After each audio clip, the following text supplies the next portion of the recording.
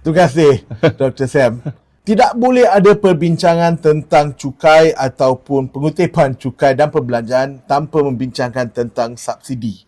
Ada pihak yang menyatakan sekiranya kita menghentikan pembayaran subsidi secara total daripada RON 95 kepada subsidi untuk minyak masak, kita boleh mengurangkan perbelanjaan negara, maka dengan itu mengurangkan beban cukai untuk rakyat. Adakah ini cakap dalam bahasa Inggeris, chicken and egg? Ya, somewhat. Almost. Sebabnya, subsidi, duit yang dibayar subsidi datang dari cukai juga. Okay? So, apabila kita bayar kurang, apabila kita perbelanjaan untuk membiayai subsidi ini kurang, maknanya adalah lebihan yang boleh diagihkan kepada sektor-sektor utama lain, kesihatan, pendidikan, pengangkutan dan sebagainya.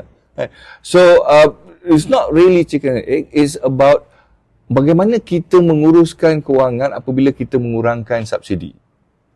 Apabila kita kurangkan subsidi, kita dapat memperbaiki prasarana yang lain. Itu tujuan kita menarik, itu bukan maksud tujuan kita menarik balik subsidi. Tujuan diasyorkan supaya kurangkan subsidi untuk ada hasil yang boleh dibelanjakan tempat lain. Tetapi yang salah satu sebabnya ialah untuk mengelakkan ketirisan. Subsidi apabila dia manfaatnya digunakan oleh mereka yang tidak layak menerima subsidi, itu adalah pembaziran. So kalau kita dapat kurangkan tu dan pergi kepada prasarana lain ataupun memberi bantuan kewangan khusus untuk yang berpendapatan rendah, itu adalah cara lebih baik untuk menggunakan hasil cukai.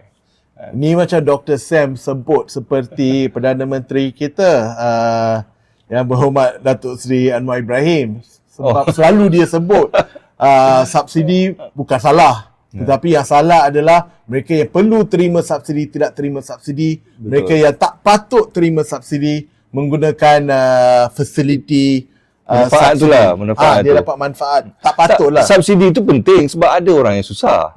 Memang perlu dibantu, tetapi jangan sampai disalahgunakan. Kan itu pembaziran. Kan? Wang cukai terhad. Kan? So kita elakkan pembaziran. Kan? Taklah maksud kita boleh kurangkan cukai apabila kita kurangkan subsidi. Tak juga, kan? So kita put it this way, jangan kurangkan cukai tapi kurangkan pembaziran. Ada pihak yang menyatakan atau pemikir ekonomi, mereka menyatakan subsidi dalam semua bentuk tidak betul. Dia kata dia mengacau pasaran. Dia mengacau pasaran, maka dengan itu mana-mana kerajaan boleh meningkatkan kebahagiaan rakyat sekiranya mereka percaya dengan sistem ketiadaan subsidi. Dia kata, bayarlah apa harga, apa barang yang kita nak beli. Boleh. Sistem tu boleh dijalankan. Tetapi kerajaan yang bertanggungjawab harus membantu mereka yang berpendapatan rendah. So, kalau kita nak katakan hapuskan subsidi minyak, semua orang bayar RM3.50. Golongan yang tidak mampu bayar RM3.50 harus dibantu. So, mesti ada satu mekanisme, satu cara untuk menyalurkan sumber kewangan, sama ada daripada segi UBI ataupun daripada bantuan, all this bantuan kasih lah, BSH dan sebagainya. Maaf, saya tak berapa faham, tak berapa ingat, banyak sangat tukar nama kan. All this bantuan, you know what I mean kan. Mungkin itu perlu disalurkan kepada mereka yang memerlukan bantuan. Supaya mereka tidak perlu menanggung harga RM3.50 tu, separuh padanya ditanggung oleh bantuan kerajaan.